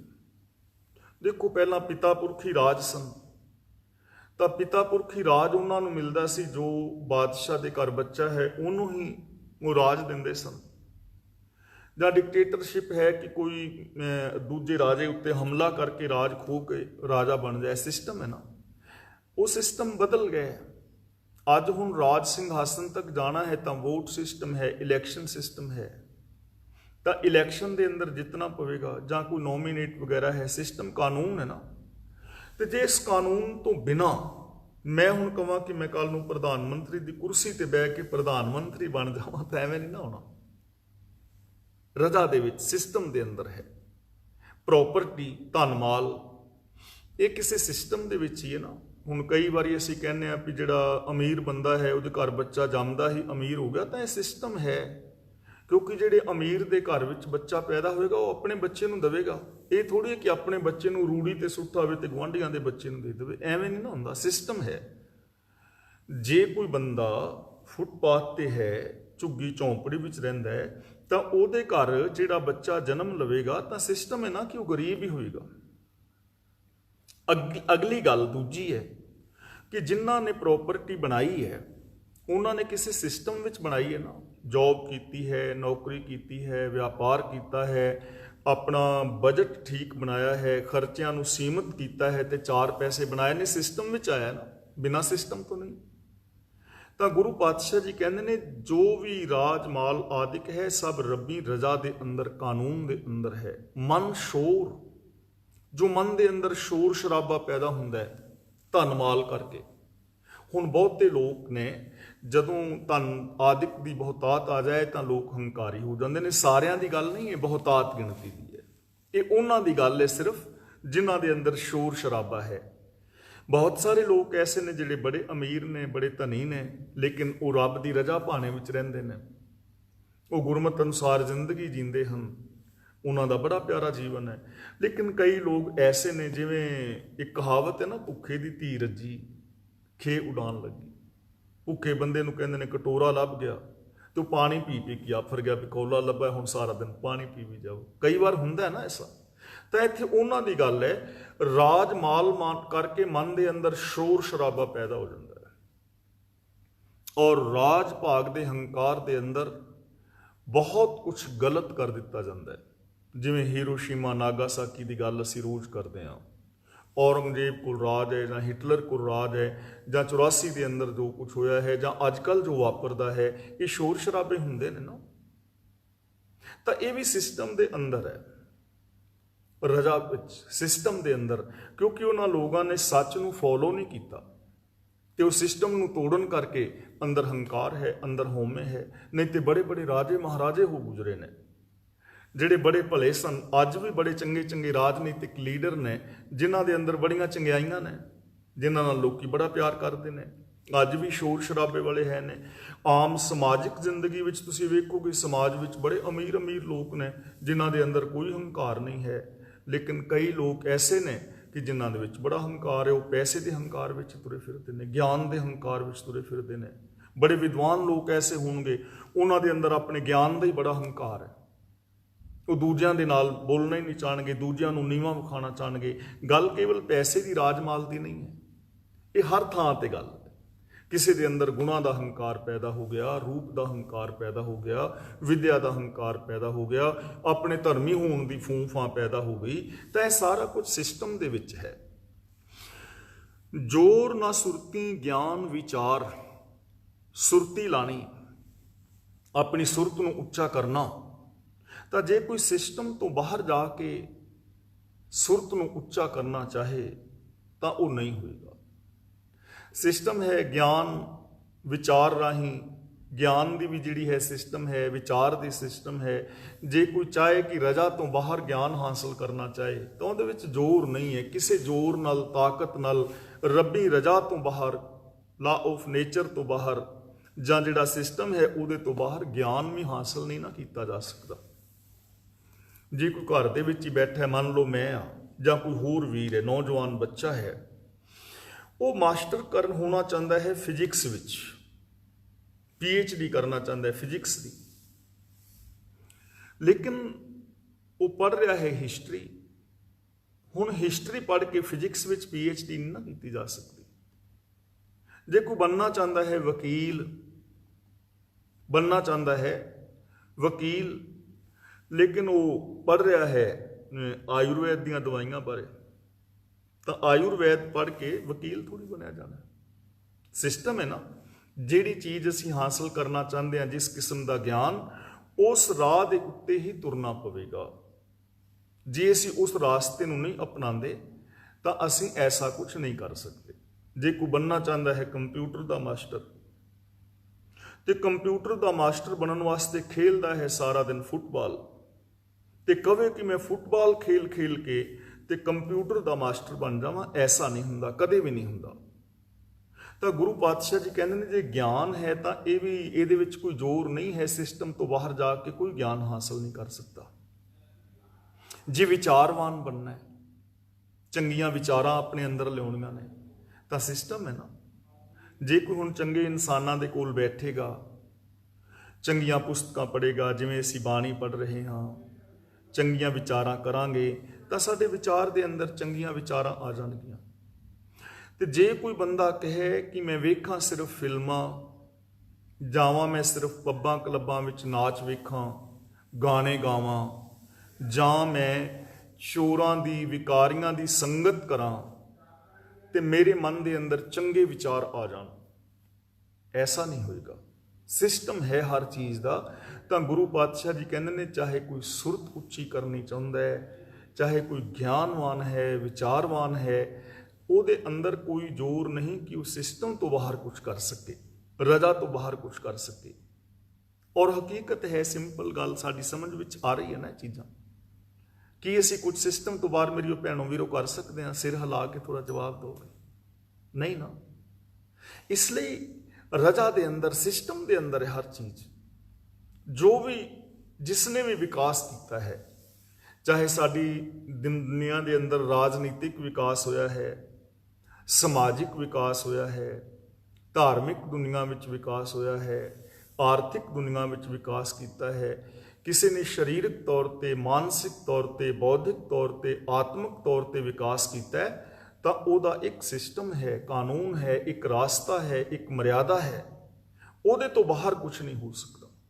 ਜਿਵੇਂ ਕੋਈ ਪਰਿਵਾਰ ਚਾਹੇ ਕਿ ਸਾਡੇ ਪਰਿਵਾਰ ਦੇ ਅੰਦਰ ਸੁੱਖ ਸ਼ਾਂਤੀ ਰਹੇ, ਸਾਡਾ ਪਰਿਵਾਰ ਸਵਰਗ ਬਣ ਜਾਏ, ਅਸੀਂ ਮਾਂ ਬਾਪ, ਪਤੀ ਪਤਨੀ, ਬੱਚੇ ਸਾਰੇ ਆਪਣੇ ਘਰ ਨੂੰ ਸਵਰਗ ਬਣਾ ਲਈਏ, ਚਾਹੇ ਤੇ ਇਹ ਤੇ ਗੱਲ ਇੱਕ ਦੂਜੇ ਦੀ ਮੰਨਣ ਨਾ, ਤਾਂ ਕਿਵੇਂ ਸਵਰਗ ਬਣ ਜਾਏਗਾ? ਨਿੱਕੀ ਜੀ ਕਹਾਣੀ ਹੈ। ਕੋਈ ਕਿਸੇ ਐਸੇ ਪਰਿਵਾਰ ਦੇ ਘਰ ਵਿੱਚ ਗਿਆ ਜਿਨ੍ਹਾਂ ਦੀ ਨਾ ਬੜੀ ਸ਼ੋਭਾ ਸੀ, ਪਤੀ ਪਤਨੀ ਸਨ, ਬੱਚੇ ਸਨ ਉਹਨਾਂ ਦੇ, ਬੜੀ ਸ਼ੋਭਾ ਸੀ। ਲੋਕ ਕਹਿੰਦੇ ਸੀ ਬਹੁਤ ਪਿਆਰੇ ਪਤੀ ਪਤਨੀ ਨੇ, ਬੜੀ ਚੰਗੀ ਉਹਨਾਂ ਦੀ ਜ਼ਿੰਦਗੀ ਹੈ, ਬੜੇ ਚੰਗੇ ਨੇ, ਸੂਝਵਾਨ ਨੇ, ਉਹਨਾਂ ਦੇ ਘਰ ਵਿੱਚ ਬੜਾ ਸੁੱਖ ਹੈ, ਸ਼ਾਂਤੀ ਹੈ, ਆਨੰਦ ਖੇੜਾ ਹੈ, ਲੋਕ ਉਹਨਾਂ ਦੀ ਇੱਜ਼ਤ ਔਰ ਸਤਿਕਾਰ ਕਰਦੇ ਸਨ। ਤੇ ਨਾਲ ਗੁਆਂਢ ਦੇ ਅੰਦਰ ਇੱਕ ਪਤੀ ਪਤਨੀ ਸਨ। ਉਹਨਾਂ ਨੇ ਸੋਚਿਆ, ਉਸ ਪਤੀ ਨੇ, ਕਿ ਭਈ ਇਹਨਾਂ ਦੀ ਇੰਨੀ ਸਿਫਤ ਹੁੰਦੀ ਹੈ, ਇੰਨੇ ਸੁਖੀ ਨੇ, ਇਹਨਾਂ ਦੇ ਘਰ ਵਿੱਚ ਹਾਸਾ ਬਖੇੜਾ ਹੈ, ਤੇ ਕਿਉਂ ਨਾ ਮੈਂ ਵੀ ਪੁੱਛਾਂ ਇਹਨਾਂ ਤੋਂ, ਤੇ ਇਹਨਾਂ ਵਾਲਾ ਕੰਮ ਅਸੀਂ ਵੀ ਕਰੀਏ ਤੇ ਯਾਰ ਸਾਡੇ ਘਰ ਵੀ ਸੁਖ ਸ਼ਾਂਤੀ ਆ ਜਾਏ। ਉਹ ਉਹਨਾਂ ਦੇ ਘਰ ਚਲਾ ਗਿਆ ਤੇ ਜਾ ਕੇ ਕਹਿਣ ਲੱਗਾ, ਭਾਈ ਸਾਹਿਬ ਮੈਂ ਤੁਹਾਡੇ ਤੋਂ ਬਹੁਤ ਪ੍ਰਭਾਵਿਤ ਹਾਂ, ਤੁਹਾਡਾ ਇੰਨਾ ਪਿਆਰ ਹੈ, ਤੁਸੀਂ ਜਿੱਥੇ ਜਾਂਦੇ ਹੋ ਇਕੱਠੇ ਜਾਂਦੇ ਹੋ, ਬੱਚੇ ਹੱਸਦੇ ਖੇਡਦੇ, ਤੁਸੀਂ ਵਿਕਾਸ ਵੀ ਕਰ ਰਹੇ ਹੋ, ਤੁਹਾਡੇ ਘਰ ਵਿੱਚ ਹਾਸਾ ਖੇੜਾ ਹੈ, ਆਨੰਦ ਪ੍ਰਸੰਨਤਾ ਹੈ, ਤੁਹਾਡੀ ਚਾਰ ਚੁਫੇਰੇ ਸ਼ੋਭਾ ਹੈ, ਤੇ ਮੈਂ ਵੀ ਚਾਹੁੰਦਾ ਵੀ ਸਾਡਾ ਘਰ ਵੀ ਐਵੇਂ ਬਣ ਜਾਏ। ਤੁਸੀਂ ਮੈਨੂੰ ਦੱਸੋਗੇ ਕੋਈ ਕਾਰਨ ਇਹਦਾ ਕੀ ਹੈ, ਤੁਹਾਡੀ ਇਹ ਸ਼ੋਭਾ ਕਿਉਂ ਹੈ? ਉਹ ਕਹਿਣ ਲੱਗਾ, ਹਾਂ ਦੱਸ ਦੇਣਾ, ਮੈਨੂੰ ਕੀ ਪ੍ਰੋਬਲਮ ਹੈ, ਜੇ ਤੁਸੀਂ ਵੀ ਚੀਜ਼ ਨੂੰ ਅਪਣਾ ਲਓ ਤਾਂ ਮੈਂ ਤੈਨੂੰ ਦੱਸ ਦੇਣਾ, ਆ ਦੇਖ ਲੈ। ਉਹਨੇ ਆਪਣੀ ਘਰ ਵਾਲੀ ਨੂੰ ਆਵਾਜ਼ ਮਾਰੀ, ਹਾੜ ਦੇ ਦਿਨ ਸਨ, ਘਰ ਵਾਲੀ ਨੂੰ ਆਵਾਜ਼ ਮਾਰੀ ਤੇ ਉਹਦੀ ਘਰ ਵਾਲੀ ਆਵਾਜ਼ ਸੁਣ ਕੇ ਆ ਗਈ। ਕਹਿਣ ਲੱਗਾ, ਏਦਾਂ ਕਰਾ, ਦਾਬੜਾ ਲੈ ਤੇ ਬਾਹਰੋਂ ਨੂੰ ਚੀਕਣੀ ਮਿੱਟੀ ਲੈ ਕੇ ਆ ਥੋੜੀ। ਘਰ ਵਾਲੀ ਨੇ ਦਾਬੜਾ ਚੁੱਕਿਆ ਤੇ ਉਹ ਚੀਕਣੀ ਮਿੱਟੀ ਲੈਣ ਚਲੀ ਗਈ। ਹਾੜ ਦੇ ਦਿਨ ਚੀਕਣੀ ਮਿੱਟੀ ਉਹ ਲੈ ਆਈ ਟਿਮਾ, ਤੇ ਕਹਿੰਦਾ ਹੁਣ ਏਦਾਂ ਕਰ ਵੀ ਇਸ ਚੀਕਣੀ ਮਿੱਟੀ ਨੂੰ ਨਾ ਇੱਥੇ ਧੁੱਪੇ ਬੈਠ ਕੇ ਤੇ ਕੁੱਟ। ਉਹਨੇ ਕੁੱਟ ਦਿੱਤੀ। ਕਹਿੰਦਾ ਇਹਨੂੰ ਬਰੀਕ ਕੁੱਟ ਤੇ ਉਹਨੇ ਬਰੀਕ ਕੁੱਟਤੀ। ਕਹਿੰਦਾ ਇਹਨੂੰ ਛਾਨਣੀ ਨਾਲ ਛਾਣ ਦੇ, ਉਹਨੇ ਛਾਨਣੀ ਨਾਲ ਛਾਣ ਦਿੱਤੀ। ਕਹਿੰਦਾ ਹੁਣ ਇੰਜ ਕਰ, ਇਹਦੇ ਵਿੱਚ ਥੋੜਾ ਦੁੱਧ ਪਾ ਕੇ ਤੇ ਇਹਨੂੰ ਗੁੰਨ ਦੇ। ਉਹਨੇ ਮਿੱਟੀ ਵਿੱਚ ਦੁੱਧ ਪਾਇਆ ਤੇ ਮਿੱਟੀ ਉਹਨੇ ਗੁੰਨ ਦਿੱਤੀ। ਕਹਿੰਦਾ ਹੁਣ ਇਹਦੇ ਨਾਲ ਦੀਵੇ ਬਣਾ ਦੇ। ਉਹਨੇ ਦੀਵੇ ਬਣਾ ਦਿੱਤੇ। ਕਹਿੰਦਾ ਰੂੰ ਲਿਆ। ਉਹਨੇ ਰੂੰ ਲਿਆਂਦਾ। ਕਹਿੰਦਾ ਇਹਦੀਆਂ ਬੱਤੀਆਂ ਵੱਟ ਕੇ ਨਾ ਦੀਵਿਆਂ 'ਚ ਪਾ ਦੇ, ਤੇ ਉਹ ਦੇਸੀ ਘਿਓ ਲਿਆ ਕੇ ਸਾਰੇ ਦੀਵਿਆਂ 'ਚ ਪਾ ਦੇ। ਦੀਵਿਆਂ 'ਚ ਪਾ ਦਿੱਤਾ ਤੇ ਕਹਿੰਦਾ ਹੁਣ ਇੱਥੇ ਨਾ ਲਾਈਨ ਲਾ ਕੇ ਦੀਵੇ ਜਗਾ ਦੇ। ਉਹਨੂੰ ਲਾਈਨ ਲਾ ਕੇ ਦੀਵੇ ਜਗਾ ਦਿੱਤੇ। ਤੇ ਕਹਿੰਦਾ ਵੇਖ ਕਿੰਨੇ ਸੋਹਣੇ ਲੱਗਦੇ ਨੇ। ਕਹਿੰਦੀ ਹਾਂ ਜੀ ਬਹੁਤ ਸੋਹਣੇ, ਕਿਆ ਬਾਤ, ਇਹ ਤੇ ਚਮਚਮ ਕਰਦੇ ਨੇ ਦੀਵੇ, ਬਹੁਤ ਸੋਹਣੇ ਲੱਗ ਰਹੇ ਨੇ। ਉਹ ਬੰਦੇ ਨੂੰ ਕਹਿੰਦਾ ਵੀ ਸਾਡੀ ਸ਼ੋਭਾ ਐਸ ਕਰਕੇ, ਸਾਡੇ ਘਰ ਖੁਸ਼ੀ ਦਾ ਕਾਰਨ ਇਹ ਵੇ, ਸਾਡੀ ਲੋਕਾਂ ਸ਼ੋਭਾ ਤਾਂ ਕਰਦੇ ਨੇ। ਬੰਦਾ ਬੜਾ ਖੁਸ਼ ਹੋ ਕਹਿਣ ਲੱਗੇ ਤੇ ਮਿੰਟ ਦੋ ਦਾ ਗੱਲ ਹੈ, ਆਪਾਂ ਅੱਜ ਦੀ ਸ਼ੋਭਾ ਖੱਟ ਲੈਣੀ ਸਾਰੀ। ਘਰ ਗਿਆ, ਘਰ ਜਾ ਕੇ ਕਹਿੰਦਾ ਇੰਜ ਕਰ, ਦਾਬੜਾ ਚੁੱਕ ਤੇ ਉਥੋਂ ਨਾ ਚੀਕਣੀ ਮਿੱਟੀ ਲਿਆ ਪੁੱਟ ਕੇ। ਉਹ ਆਂਦੀ ਦੁਪਹਿਰ ਲੱਗੀ, ਸਿਰ ਸੜਦਾ ਵਾ, ਦਾਬੜਾ ਮਿੱਟੀ ਲਿਆਵਾਂ, ਮਿੱਟੀ ਸਿਰ 'ਚ ਪਾਣੀ ਹੈ, ਮਿੱਟੀ ਦਾ ਕਰਨਾ। ਉਹ ਕਹਿੰਦਾ ਮੈਂ ਆਪਣੀ ਸ਼ੋਭਾ ਖਿਲਾਰਨੀ। ਉਹ ਕਹਿੰਦੀ ਮੈਂ ਨਹੀਂ। ਕਹਿੰਦਾ ਜਾਨੀ ਕਿ ਉਹਨੇ ਡਾਂਗ ਫੜੀ, ਉਹ ਵਿਚਾਰੀ ਗਈ ਲੈ ਹੀ ਮਿੱਟੀ ਔਖੀ ਸੌਖੀ। ਕਹਿੰਦਾ ਇਹਨੂੰ ਕੁੱਟਦੇ, ਉਹਨੇ ਡਰਦੀ ਨੇ ਕੁੱਟ ਦਿੱਤੀ ਤੇ ਡਾਂਗ ਲੈ ਕੇ ਕੋਲ ਖਲੋਤਾ। ਕਹਿੰਦਾ ਇਹਨੂੰ ਛਾਣ ਦੇ, ਉਹਨੂੰ ਛਾਣ ਦਿੱਤੀ। ਕਹਿੰਦਾ ਹੁਣ ਇੰਜ ਕਰ, ਤੇ ਉਹਦਾ ਕਿਲੋ ਦੁੱਧ ਪਿਆ ਨਾ, ਉਹ ਇਹਦੇ ਵਿੱਚ ਪਾ ਕੇ ਤੈਨੂੰ ਗੁੰਨ ਮਿੱਠੀ ਨੂੰ। ਉਹ ਕਹਿੰਦੀ ਤੇਰਾ ਦਿਮਾਗ ਖਰਾਬ ਹੋ ਗਿਆ, ਪਾਗਲ ਨੇ ਤੂੰ, ਦੁੱਧ ਬੱਚਿਆਂ ਨੂੰ ਪਿਆਣਾ ਹੈ, ਬੱਚਿਆਂ ਨੂੰ ਚਾਹ, ਇਹ ਕਿਲੋ ਦੁੱਧ ਸਵੇਰੇ ਮੁੱਲ ਲਿਆ ਹੈ। ਉਹਦਾ ਮੈਂ ਸ਼ੋਭਾ ਆਂਦੀ, ਮੈਂ ਤੇਰੀ ਸ਼ੋਭਾ ਉੱਪਰ ਆ। ਉਹ ਅੱਗੇ ਘਰ ਵਾਲੀ ਤੇ ਪਿੱਛੇ ਬੰਦਾ, ਉਹਨੇ ਰੌਲਾ ਪਾ ਦਿੱਤਾ। ਲੋਕ ਇਕੱਠੇ ਹੋ ਗਏ, ਕਹਿੰਦੀ ਮੇਰੇ ਘਰ ਵਾਲੇ ਨੂੰ ਲੈ ਜਾਓ ਹਸਪਤਾਲ, ਇਹ ਪਾਗਲ ਹੋ ਗਿਆ, ਪਾਗਲ ਹੋ ਗਿਆ। ਉਹ ਕਹਿੰਦੀ ਗੱਲ ਕੀ? ਕਹਿੰਦਾ ਮੈਨੂੰ ਇੱਕ ਤੇ ਦੁਪਹਿਰ ਵੇਲੇ ਨੇ ਮਿੱਟੀ ਲੈਣ ਭੇਜਿਆ, ਦੱਸੋ ਮਿੱਟੀ ਦਾ ਕਰਨਾ ਕੀ ਇਹਨੇ? ਫਿਰ ਮੇਰੇ ਤੋਂ ਦੁਪਹਿਰ ਵੇਲੇ ਬਾਹਰ ਧੁੱਪੇ ਬਹਿ ਕੇ ਕਟਾਈਏ, ਮੁੜਕੂ ਮੁੜਕੀ ਮੈਂ ਹੋਈ ਆ, ਤੇ ਹੁਣੇ ਮਰਨਾ। ਕਹਿੰਦਾ ਲਿਆ ਕੇ ਦੁੱਧ ਤੇ ਉਹਨੂੰ ਗੁੰਨ ਤੇ ਵਿੱਚ ਘਿਓ ਪਾ ਕੇ ਦੀਵੇ ਜਗਾ। ਦੁਪਹਿਰ ਵੇਲੇ ਕੋਈ ਦੀਵੇ ਜਗਾਉਂਦਾ? ਲੋਕਾਂ ਨੇ ਫੜਿਆ ਤੇ ਉਹਨੂੰ ਹਸਪਤਾਲ ਲੈ ਚੱਲੇ ਵੀ ਪਾਗਲ ਹੋ ਗਿਆ। ਉਹ ਕਹਿੰਦਾ ਯਾਰ ਮੈਂ ਪਾਗਲ ਨਹੀਂ ਹੋਇਆ, ਮੈਂ ਤੇ ਆ ਗੁਆਂਢੀ ਦੀ ਤਰ੍ਹਾਂ ਆਪਣੀ ਸ਼ੋਭਾ ਖਿਲਾਰਨੀ ਸੀ। ਉਹਨਾਂ ਨੇ ਸਾਰੀ ਕਹਾਣੀ ਸੁਣੀ ਤੇ ਫਿਰ ਗੁਆਂਢੀ ਵੱਲ ਗਏ, ਕਹਿਣ ਲੱਗੇ ਤੂੰ, ਕਹਿਣ ਲੱਗਾ ਵੀ ਮੈਂ ਤੈਨੂੰ ਇਹ ਤੇ ਨਹੀਂ ਸੀ ਕਿਹਾ, ਮੈਨੂੰ ਤੇ ਇਹਨੇ ਸਵਾਲ ਪੁੱਛਿਆ ਸੀ ਵੀ ਤੁਹਾਡੀ ਸ਼ੋਭਾ ਕਿਵੇਂ ਹੈ। ਤੇ ਕਹਿੰਦਾ ਮੈਂ ਆਪਣੀ ਘਰ ਵਾਲੀ ਨੂੰ ਆਵਾਜ਼ ਮਾਰੀ ਸੀ, ਜੋ ਕੁਛ ਮੈਂ ਕਹਿੰਦਾ ਗਿਆ ਪਿਆਰ ਦੇ ਨਾਲ ਉਹ ਕਰਦੀ ਗਈ, ਉਹਨੇ ਕਿੰਤੂ ਪਰੰਤੂ ਕੀਤਾ ਹੀ ਨਹੀਂ। ਸਾਡਾ ਇੰਨਾ ਤਾਲਮੇਲ ਹੈ ਆਪਸ ਦੇ ਵਿੱਚ, ਸਾਡਾ ਇੰਨਾ ਪਰਸਪਰ ਤਾਲਮੇਲ ਹੈ, ਅਸੀਂ ਇੱਕ ਦੂਜੇ ਦੀ ਗੱਲ ਨੂੰ ਮੰਨਦੇ ਹਾਂ। ਤੇ ਮੇਰੇ ਤੇ ਕਹਿਣ ਦਾ ਇੱਕ ਭਾਵ ਸੀ ਕਿ ਜੇ ਤੁਸੀਂ ਪਿਆਰ ਦੇ ਨਾਲ ਇੱਕ ਦੂਜੇ ਵਾਸਤੇ ਸਮਰਪਣ ਕਰ ਦਿਓ ਤਾਂ ਤੁਹਾਡੇ ਘਰ ਵੀ ਸੁੱਖ ਸ਼ਾਂਤੀ ਆ ਸਕਦੀ ਹੈ। ਸਿਸਟਮ ਹੈ ਨਾ, ਹੁਣ ਡਾਂਗ ਨਾਲ ਮਿੱਟੀ ਕਟਾ ਕੇ ਦੇਣੀ ਨਾ ਸ਼ਾਂਤੀ ਆ ਸਕਦੀ ਜੇ ਪੁੱਠੇ ਕੰਮ ਕਰੋਗੇ। ਤਾਂ ਇਸ ਲਈ ਗੁਰੂ ਜੀ ਕਹਿੰਦੇ ਨੇ ਵੀ ਜਿਹੜਾ ਗਿਆਨ ਹੈ, ਜਿਹੜਾ ਵਿਚਾਰ ਹੈ, ਸਾਰਾ ਕੁਝ ਕਿਸੇ ਸਿਸਟਮ ਦੇ ਵਿੱਚ ਹੈ, ਰਜਾ ਤੋਂ ਬਾਹਰ ਨਹੀਂ ਤੇ ਡਾਂਗ ਨਾਲ ਮਿੱਟੀ ਕਟਾਉਣ ਵਾਲੀ ਗੱਲ ਹੋ ਜਾਏਗੀ। ਔਰ ਆਮ ਘਰਾਂ ਦੇ ਅੰਦਰ ਡਾਂਗ ਦੇ ਨਾਲ ਮਿੱਟੀ ਕਟਾਈ ਜਾ ਰਹੀ ਹੈ ਤੇ ਕੁੱਟੀ ਜਾ ਰਹੀ ਹੈ। ਅਗਲਾ ਬਚਨ ਕਰਦੇ ਨੇ, ਜੋਰ ਨਾ ਜੁਗਤੀ ਛੁੱਟੈ ਸੰਸਾਰ, ਕਿ ਜੇ ਆਪਣੇ ਜ਼ੋਰ ਦੀਆਂ ਜੁਗਤੀਆਂ ਦੇ ਨਾਲ ਸੰਸਾਰ ਤੋਂ ਛੁੱਟਣਾ ਕੋਈ ਚਾਹੇ ਤਾਂ ਨਹੀਂ ਛੁੱਟ ਸਕੇਗਾ। ਕਿ ਆਪਣੀਆਂ ਜੁਗਤੀਆਂ ਲਾ ਕੇ, ਸਿਸਟਮ ਤੋਂ ਬਾਹਰ, ਰੱਬੀ ਰਜਾ ਤੋਂ ਬਾਹਰ, ਆਪਣੀਆਂ ਚਲਾਕੀਆਂ ਜਿਨ੍ਹਾਂ ਨੂੰ ਜਪਜੀ ਸਾਹਿਬ ਵਿੱਚ ਅਸੀਂ ਪਹਿਲਾਂ ਪੜ੍ਹੇ ਹਾਂ, ਸਹਿਜ ਸਿਆਣਪਾਂ ਲਾਖੋਂ ਹੈ ਤਾਂ ਇੱਕ ਨਾ ਚੱਲੇ ਨਾਲ। ਕੋਈ ਇੱਕ ਵੀ ਚਤੁਰਾਈ ਨਾਲ ਨਹੀਂ ਚੱਲਦੀ, ਚਤੁਰਾਈ ਦੇ ਨਾਲ ਨਹੀਂ ਛੁੱਟਿਆ ਜਾ ਸਕਦਾ।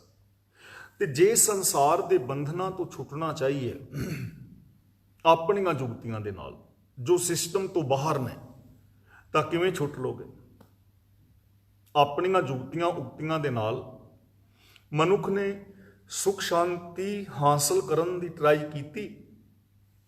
ਤੇ ਜਿਨ੍ਹਾਂ ਘਰਾਂ ਪਰਿਵਾਰਾਂ ਵਿੱਚ, ਜਿਨ੍ਹਾਂ ਸਮਾਜਾਂ ਵਿੱਚ, ਜਿਨ੍ਹਾਂ ਕੌਮਾਂ ਦੇ ਅੰਦਰ ਕੋਈ ਮਰਿਆਦਾ ਨਹੀਂ ਜ਼ਿੰਦਗੀ ਜੀਣ ਦੀ, ਕੋਈ ਢੰਗ ਤਰੀਕਾ ਨਹੀਂ ਹੈ, ਉਹ ਇਹਨਾਂ ਵਿਕਾਰਾਂ ਤੋਂ ਨਹੀਂ ਛੁੱਟ ਪਾਏ, ਉਹ ਇਹਨਾਂ ਜੰਜਾਲਾਂ ਤੋਂ ਨਹੀਂ ਛੁੱਟ ਪਾਏ, ਉਹ ਝਗੜਿਆਂ ਝਾਂਜਾਂ ਤੋਂ ਨਹੀਂ ਬਚ ਪਾਏ। ਤੇ ਹਕੀਕਤ ਹੈ, ਜੇ ਛੋਟੀਆਂ ਛੋਟੀਆਂ ਅਸੀਂ ਮਿਸਾਲਾਂ ਲਈਏ ਨਾ, ਸਾਨੂੰ ਇਹ ਚੀਜ਼ਾਂ ਛੇਤੀ ਸਮਝ ਆ ਜਾਂਦੀਆਂ ਨੇ, ਕਿਉਂਕਿ ਅਸੀਂ ਗ੍ਰਸਤੀ ਹਾਂ ਤੇ ਇੱਕ ਦੂਜੇ ਦੇ ਅਸੀਂ ਘਰ-ਬਾਰ ਨੂੰ, ਪਰਿਵਾਰ ਨੂੰ ਜਾਣਦੇ ਹਾਂ, ਕਿਉਂਕਿ ਸਾਰਿਆਂ ਦਾ ਸਾਡਾ ਸਿਸਟਮ ਤੇ ਇੱਕੋ ਹੀ ਹੈ ਨਾ, ਥੋੜੇ ਬਹੁਤੇ ਫਰਕ ਦੇ ਨਾਲ। ਹੁਣ ਹਰ ਘਰ ਪਰਿਵਾਰ ਚਾਹੁੰਦਾ ਹੈ ਕਿ ਅਸੀਂ ਸੁਖੀ ਔਰ ਸ਼ਾਂਤ ਹੋਈਏ। ਕੋਈ ਮੀਆਂ ਬੀਬੀ ਵਿਆਹ ਇਸ ਕਰਕੇ ਨਹੀਂ ਕਰਾਉਂਦੇ ਕਿ ਉਹ ਲੜਨਗੇ, ਕਿ ਉਹ ਆਪਣੇ ਘਰ ਨੂੰ ਯੁੱਧ ਦਾ ਮੈਦਾਨ ਬਣਾਉਣਗੇ। ਨਾ, ਕਿਸੇ ਵੀ ਬੰਦੇ ਨੇ ਆਪਣੇ ਜੋ ਮਕਾਨ ਘਰ ਬਣਾਏ ਨੇ ਇਹਨਾਂ ਖਰਚਾ ਕਰਕੇ, ਉਹ ਇਸ ਕਰਕੇ ਨਹੀਂ ਬਣਾਏ ਕਿ ਉਹ ਇਹਨੂੰ ਯੁੱਧ ਦਾ ਅਖਾੜਾ ਬਣਾਉਣਗੇ। ਕਿਸੇ ਨੇ ਵੀ ਬੱਚਿਆਂ ਨੂੰ ਜਨਮ ਇਸ ਕਰਕੇ ਨਹੀਂ ਦਿੱਤਾ ਕਿ ਅਸੀਂ ਬੱਚਿਆਂ ਨੂੰ ਦੁਖੀ ਕਰਾਂਗੇ ਜਾਂ ਬੱਚੇ ਸਾਨੂੰ ਦੁਖੀ ਕਰਨਗੇ। ਕਿਸੇ ਨੇ ਵੀ ਆਪਣੇ ਪੁੱਤਰ ਦਾ ਵਿਆਹ ਇਸ ਕਰਕੇ ਨਹੀਂ ਕੀਤਾ ਕਿ ਅਸੀਂ ਨੂੰਹ ਨੂੰ ਦੁਖੀ ਕਰਾਂਗੇ ਜਾਂ ਨੂੰਹ ਸਾਨੂੰ ਆਣ ਕੇ ਦੁਖੀ ਕਰੇ, ਇਸ ਵਾਸਤੇ ਤਾਂ ਨਹੀਂ। ਕਾਰਾਂ, ਮੋਟਰਸਾਈਕਲਾਂ, ਸਕੂਟਰ ਜੋ ਵੀ ਹੈ, ਇਹ ਸਾਰਾ ਸੁੱਖਾਂ ਵਾਸਤੇ ਹੈ ਨਾ, ਲੇਕਿਨ ਸੁੱਖ ਹੈ ਨਹੀਂ, ਸੁੱਖ ਹੈ ਨਹੀਂ। ਪਤੀ ਹੈ ਪਰ ਸੁੱਖ ਹੈ ਨਹੀਂ, ਪਤਨੀ ਹੈ ਪਰ ਸੁੱਖ ਹੈ ਨਹੀਂ, ਬੱਚੇ ਹੈ ਨੇ ਸੁੱਖ ਵਾਸਤੇ ਪੈਦਾ ਕੀਤੇ ਸਨ ਪਰ ਸੁੱਖ ਹੈ ਨਹੀਂ। ਕਾਰਨ ਇਹ ਹੈ ਕਿ ਅਸੀਂ ਦੁੱਖਾਂ ਤੋਂ ਛੁੱਟ ਨਹੀਂ ਸਕੇ। ਆਪਣੇ ਯਤਨਾਂ ਨਾਲ ਜੇ ਅਸੀਂ ਨੇਮਾਂ ਤੋਂ ਬਾਹਰ ਜਾ ਕੇ ਇਹਨਾਂ ਦੁੱਖਾਂ ਵਿਕਾਰਾਂ ਤੋਂ ਛੁਟਕਾਰਾ ਪਾਣਾ ਚਾਹੀਏ ਤਾਂ ਨਹੀਂ ਪਾ ਸਕਾਂਗੇ। ਇਸ ਲਈ ਨਿਯਮ ਨੇ ਜੋ ਆਪ ਦੇ ਨਾਲ ਅਸਾਂ ਪਹਿਲਾਂ ਸਾਂਝੇ ਕੀਤੇ ਸਨ ਨਾ, ਇਹ ਰਿਸ਼ਤਿਆਂ ਦੀ ਮਹਾਨਤਾ ਵਿੱਚ। ਹੁਣ ਜੇ ਪਰਿਵਾਰ ਨੂੰ ਅਸੀਂ ਸੁਖੀ ਔਰ ਸ਼ਾਂਤ ਰੱਖਣਾ ਚਾਹੁੰਦੇ ਹਾਂ, ਪਤਨੀ ਆਪਣੇ ਹੱਕ ਮੰਗ ਰਹੀ ਹੈ, ਪਤੀ ਆਪਣੇ ਹੱਕ ਮੰਗ ਰਿਹਾ ਹੈ, ਦੋਵਾਂ ਦੇ ਅੰਦਰ ਖਿੱਚਾਤਾਣ ਹੈ, ਤਾਂ ਇਹਦਾ ਸੋਲੂਸ਼ਨ ਕੀ ਹੈ? ਇਹਦਾ ਸੋਲੂਸ਼ਨ ਇਹ ਹੈ ਕਿ ਪਤਨੀ ਆਪਣੇ ਹੱਕ ਨਾ ਮੰਗੇ, ਇਮਾਨਦਾਰੀ ਦੇ ਨਾਲ ਪਤਨੀ ਆਪਣੇ ਫਰਜ਼ ਪੂਰੇ ਕਰੇ। ਜੋ ਪਤਨੀ ਦੇ ਫਰਜ਼ ਨੇ ਉਹ ਪਤੀ ਦੇ ਹੱਕ ਨੇ, ਬਿਨਾਂ ਮੰਗਣ ਤੋਂ ਮਿਲ ਜਾਣਗੇ, ਤੇ ਪਤੀ ਆਪਣੇ ਹੱਕ ਮੰਗਣੇ ਛੱਡੇ। ਇਮਾਨਦਾਰੀ ਦੇ ਨਾਲ ਜੋ ਪਤੀ ਵਾਲੇ ਫਰਜ਼ ਨੇ ਪਤੀ ਉਹ ਪੂਰੇ ਕਰੇ। ਜੋ ਪਤੀ ਦੇ ਫਰਜ਼ ਨੇ ਉਹ ਪਤਨੀ ਦੇ ਹੱਕ ਨੇ, ਉਹਨੂੰ ਆਟੋਮੈਟਿਕਲੀ ਮਿਲ ਜਾਣਗੇ, ਘਰ ਸ਼ਾਂਤੀ ਹੋ ਜਾਏਗੀ। ਜੋ ਬੱਚਿਆਂ ਦੇ ਫਰਜ਼ ਨੇ ਨਾ, ਬੱਚੇ ਹੱਕ ਦੀ ਬਜਾਏ ਫਰਜ਼ ਪੂਰੇ ਕਰਨ, ਬੇਟੀ ਦੇ ਬੇਟੇ ਦੇ ਫਰਜ਼ ਨੇ ਨਾ ਇਮਾਨਦਾਰੀ ਨਾਲ, ਤਾਂ ਜੋ ਬੱਚਿਆਂ ਦੇ ਫਰਜ਼ ਨੇ ਉਹ ਮਾਂ-ਬਾਪ ਦੇ ਹੱਕ ਨੇ, ਬਿਨਾਂ ਮੰਗਣ ਤੋਂ ਮਿਲ ਜਾਣਗੇ। ਮਾਂ-ਬਾਪ ਦੇ ਜੋ ਫਰਜ਼ ਨੇ ਉਹ ਬੱਚਿਆਂ ਦੇ ਹੱਕ ਨੇ, ਬਿਨਾਂ ਮੰਗਣ ਤੋਂ ਮਿਲ ਜਾਣਗੇ, ਘਰ ਸ਼ਾਂਤੀ ਹੋ ਜਾਏਗੀ। ਪਰ ਜੇ ਕੋਈ ਆਪਣੇ ਫਰਜ਼ ਨਾ ਪੂਰੇ ਕਰੇ, ਸੱਚ ਨੂੰ ਬੇਸ ਬਣਾ ਕੇ, ਤੇ ਇਹਨਾਂ ਦੁੱਖਾਂ ਤੋਂ ਛੁਟਕਾਰਾ ਚਾਹੇ ਤੇ ਕੀ ਪਾ ਸਕੇਗਾ ਜੀ? ਕਿਉਂ ਭੈਣੋ ਵੀਰੋ, ਪਾ ਸਕੇਗਾ? ਨਹੀਂ ਨਾ। ਇਸੇ ਨੂੰ ਕਹਿੰਦੇ ਨੇ ਜੋਰ ਨਾ ਜੁਗਤੀ ਛੁੱਟੇ ਸੰਸਾਰ।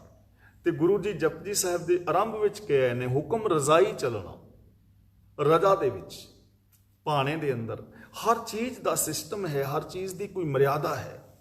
ਅਗਲਾ ਬਚਨ ਕਰਦੇ ਨੇ, ਜਿਸ ਹੱਥ ਜੋਰ ਕਰ ਵੇਖੇ ਸੋਏ। ਗੁਰੂ ਜੀ ਹੁਣ ਕਹਿੰਦੇ ਨੇ ਵੀ ਜੇ ਨਹੀਂ ਵਿਸ਼ਵਾਸ ਤੁਹਾਨੂੰ, ਜੇ ਇਸ ਗੱਲ ਤੇ ਵਿਸ਼ਵਾਸ ਨਹੀਂ ਕਰਦੇ, ਜੇ ਕੋਈ ਇਹ ਮੰਨਦਾ ਹੈ ਕਿ ਨਹੀਂ ਜੀ ਸਿਸਟਮ ਤੋਂ ਬਾਹਰ ਵੀ ਕੁਝ ਹੋ ਸਕਦਾ ਹੈ, ਤਾਂ ਗੁਰੂ ਜੀ ਕਹਿੰਦੇ ਨੇ ਜਿਸ ਹੱਥ ਜ਼ੋਰ ਹੈ ਉਹ ਕਰਕੇ ਵੇਖ ਲਓ। ਜਿਸ ਹੱਥ ਜ਼ੋਰ ਕਰ ਵੇਖੇ ਸੋਏ, ਕਰ ਦਾ ਮਤਲਬ ਕਰਕੇ ਵੇਖੇ, ਸੋਏ ਦਾ ਮਤਲਬ ਉਹ ਬੰਦਾ ਕਰਕੇ ਵੇਖ ਲਵੇ। ਜੇ ਨਹੀਂ ਵਿਸ਼ਵਾਸ ਤਾਂ ਗੁਰੂ ਜੀ ਕਹਿੰਦੇ ਨੇ ਆਪ ਅਜਮਾ ਕੇ ਵੇਖ ਲਓ, ਆਪ ਅਜਮਾ ਕੇ ਵੇਖ ਲਓ। ਜੈਸੇ ਮਾਤ ਪਿਤਾ ਬਿਨ ਬਾਲ ਨਾ ਹੋਏ। ਹੁਣ ਮਾਂ-ਬਾਪ ਤੋਂ ਬਿਨਾਂ ਬੱਚਾ ਨਹੀਂ ਨਾ ਹੁੰਦਾ, ਪਰ ਅਸੀਂ ਕਹਿੰਦੇ ਨਾ ਜੀ ਉਹ ਫਲਾਣੇ ਬਾਬੇ ਤੋਂ ਸਾਨੂੰ ਕਿਰਪਾ ਹੋਈ, ਉਹਨੇ ਸੇਬ ਦਿੱਤਾ ਸੀ, ਤੇ ਸੇਬ ਦਿੱਤਾ ਸੀ ਤੇ ਪਤੀ ਪਤਨੀ ਫਿਜ਼ੀਕਲ ਰਿਲੇਸ਼ਨ ਨਾ ਬਣਾਓ, ਸੇਬ ਖਵਾਈ ਜਾਓ, ਕਿ ਸੇਬ ਨਾਲ ਬੱਚਾ ਹੋ ਜਾਏਗਾ? ਅਜਮਾ ਕੇ ਦੇਖ ਲਓ। ਨਹੀਂ ਨਾ। ਹੁਣ ਜੋਤਸ਼ੀ ਨੇ ਸਾਨੂੰ, ਫਲਾਣੇ ਜੋਤਸ਼ੀ ਨੇ ਪਹਿਲਾਂ ਹੀ ਦੱਸ ਦਿੱਤਾ ਸੀ ਵੀ ਤੁਹਾਨੂੰ ਕਾਰ ਮਿਲੇਗੀ। ਬਈ ਕਾਰ ਤੁਹਾਨੂੰ ਤਾਂ ਮਿਲੀ ਹੈ, 5 ਸਾਲ ਤੁਸੀਂ ਮਿਹਨਤ ਕੀਤੀ ਹੈ, ਪੈਸਾ ਤੁਸੀਂ ਬਚਾਇਆ ਹੈ, ਤੁਸੀਂ ਬੈਂਕ ਤੋਂ ਲੋਨ ਲਿਆ ਹੈ, ਕਾਰ ਤਾਂ ਆਈ ਹੈ। ਜੋਤਸ਼ੀ ਨੇ ਜੇ ਕਿਹਾ ਸੀ ਤੇ ਤੁਸੀਂ ਨਾ ਕਰਦੇ ਮਿਹਨਤ, ਤੁਸੀਂ ਏਜੰਸੀ ਵਿੱਚ ਨਾ ਜਾਂਦੇ, ਫਾਰਮ ਨਾ ਭਰਦੇ। ਜਿਸ ਦਿਨ ਤੁਹਾਡੀ ਕਿਸਮਤ ਵਿੱਚ ਕਾਰ ਲਿਖੀ ਸੀ, ਸਵੇਰੇ ਉੱਠਦੇ ਤੇ ਕਾਰ ਤੁਹਾਡੇ ਘਰ ਖਲੋਤੀ ਹੁੰਦੀ। ਚਾਹੀਦਾ ਤੇ ਐਵੇਂ ਸੀ ਨਾ। ਤਾਂ ਐਵੇਂ ਕਰਕੇ ਦੇਖ ਲਓ ਵੀ ਕਿਸੇ ਜੋਤਸ਼ੀ ਦੀ ਜਾਂ ਬਾਬੇ ਦੀ ਭਵਿੱਖਬਾਣੀ ਐਵੇਂ ਹੋ ਸਕਦੀ ਹੈ। ਜਿਸ ਹੱਥ ਜ਼ੋਰ ਕਰ ਵੇਖੇ ਸੋਏ, ਜਿਹਦੇ ਹੱਥ ਵਿੱਚ ਜ਼ੋਰ ਹੈ ਕੋਈ ਕਰਕੇ ਵੇਖ ਲਵੇ। 72 ਲੱਖ ਬਾਬੇ ਨੇ ਇੰਡੀਆ ਵਿੱਚ, 72,65,000 ਕਰਕੇ ਵੇਖ ਲਵੇ। ਕੋਈ ਬਾਬਾ ਜਿਹੜਾ ਕਹਿੰਦਾ ਤਾਕਤ ਹੈ, ਉਹ ਪਾਣੀ ਵਿੱਚ ਰਹਿ ਕੇ ਵੇਖ ਲੈ 2-3 ਦਿਨ, 2-4 ਘੰਟੇ, ਘੰਟਾ ਹੀ ਰਹਿ ਕੇ ਵੇਖ ਲੈ, ਮੱਛੀ ਦੀ ਤਰ੍ਹਾਂ। ਉਹ ਬਿਨਾਂ ਸਵਾਸ ਤੋਂ ਜਿੰਦਾ ਰਹਿ ਕੇ ਦੇਖ ਲੈ, ਟਰਾਈ ਕਰਕੇ ਦੇਖ ਲੈ। ਨਹੀਂ ਨਾ ਹੁੰਦਾ ਐਸਾ। ਤਾਂ ਗੁਰੂ ਜੀ ਕਹਿੰਦੇ ਨੇ ਜਿਸ ਹੱਥ ਜ਼ੋਰ ਕਰ ਵੇਖੇ ਸੋਏ। ਜੇ ਕਿਸੇ ਦੇ ਹੱਥ ਵਿੱਚ ਜ਼ੋਰ ਹੈ ਕਿ ਅਸੀਂ ਕੁਦਰਤ ਦੇ ਨੇਮਾਂ ਤੋਂ ਬਾਹਰ ਕੁਝ ਕਰ ਸਕਦੇ ਹਾਂ, ਤਾਂ ਉਹ ਕਰਕੇ ਵੇਖ ਲਵੇ। ਹੁਣ ਜਿੰਨਾ ਵੀ ਸਾਇੰਸ ਦੀਆਂ ਸਾਰੀਆਂ ਖੋਜਾਂ ਨੇ, ਇਹਨਾਂ ਨੂੰ ਸਾਇੰਟਿਸਟ ਸਮਝਦੇ ਨੇ ਕਿ ਉਹਨਾਂ ਨੇ ਕੁਦਰਤ ਦੇ ਨੇਮਾਂ ਦੀ ਖੋਜ ਕੀਤੀ ਹੈ, ਉਹਨਾਂ ਨੇ ਕੁਦਰਤ ਦੇ ਨੇਮਾਂ ਨੂੰ ਸਮਝਿਆ ਤੇ ਉਹਨਾਂ ਨੇਮਾਂ ਮੁਤਾਬਕ ਇਹ ਪਾਣੀ ਦੇ ਉੱਤੇ ਜਹਾਜ਼ ਤਰ ਰਹੇ ਨੇ। ਤੇ ਜੇ ਉਹ ਹੀ ਸਾਇੰਟਿਸਟ ਜਿਸ ਨੇ ਪਾਣੀ ਦੇ ਉੱਤੇ ਏਡਾ ਵੱਡਾ ਜਹਾਜ਼ ਤਾਰਿਆ, ਜਿਹਦੇ ਵਿੱਚ 5-6 ਹਜ਼ਾਰ ਸਵਾਰੀਆਂ ਤੱਕ ਜਾ ਰਹੀਆਂ ਨੇ, ਇੰਨਾ ਲੰਬਾ ਚੌੜਾ ਵੇਟ ਚੁੱਕਿਆ ਹੋਇਆ ਹੈ, ਕਿਸੇ ਸਾਇੰਟਿਸਟ ਨਹੀਂ ਤਾਰਿਆ ਨਾ। ਤੇ ਜੇ ਉਹ ਹੀ ਸਾਇੰਟਿਸਟ ਕਵੇ ਕਿ ਮੈਂ ਇੱਕ ਅੱਧੇ ਕਿਲੋ ਦਾ ਜਾਂ 10 ਗ੍ਰਾਮ ਦਾ ਵੱਟਾ ਲੈ ਕੇ ਪਾਣੀ ਵਿੱਚ ਤਾਰ ਦਿਆਂ, ਤਾਂ ਨਹੀਂ ਤਾਰ ਪਾਏਗਾ ਨਾ। ਪੱਥਰ ਦਾ, ਲੋਹੇ ਦਾ ਵੱਟਾ 10 ਗ੍ਰਾਮ ਦਾ ਜਾਂ 1 ਕਿੱਲ ਪਾਣੀ ਦੇ ਉੱਤੇ ਵੈਸੇ ਤਾਰਨਾ ਚਾਹੇ ਤਾਂ ਨਹੀਂ ਤਾਰ ਸਕੇਗਾ।